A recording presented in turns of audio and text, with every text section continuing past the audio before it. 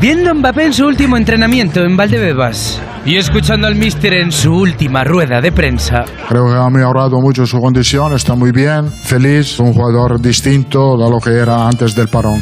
Preocupado.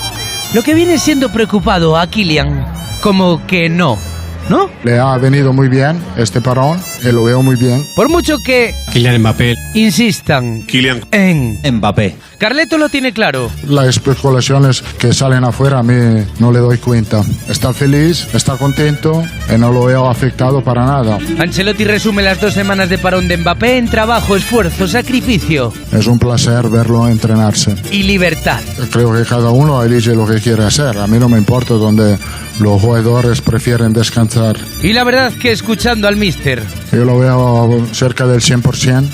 el madridismo tiene ganas de ver a ese jugador distinto al de antes del parón.